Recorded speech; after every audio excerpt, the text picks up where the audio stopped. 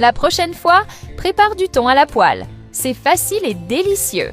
Pour commencer, dans un bol, je vais ajouter 3 œufs, 170 g de thon.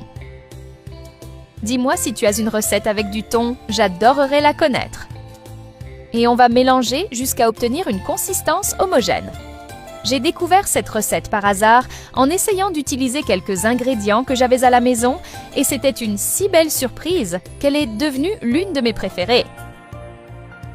Ensuite, je vais ajouter un oignon coupé en petits dés, 100 g de mozzarella, une tomate coupée en dés et aussi du persil selon le goût.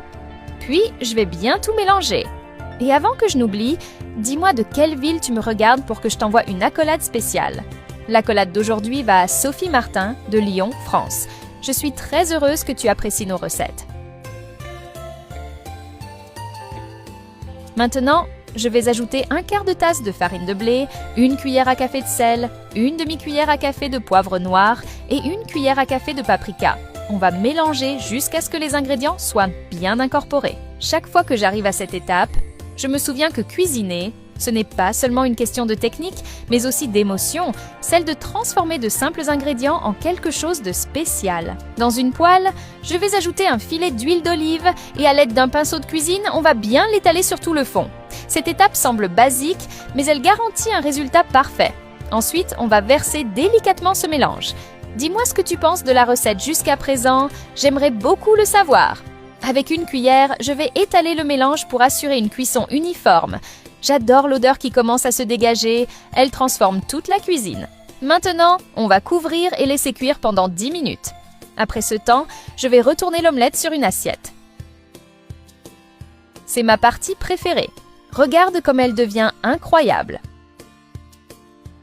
Ensuite, on va remettre notre recette dans la poêle pour faire dorer l'autre côté aussi. Je vais couvrir et laisser cuire encore 5 minutes. Puis, on va retirer du feu et déposer notre délicieuse omelette sur une assiette. Cette recette a trouvé sa place dans ma cuisine sans le moindre effort. Depuis la première fois que je l'ai faite, il m'est devenu impossible de ne pas la refaire, car le résultat parle de lui-même.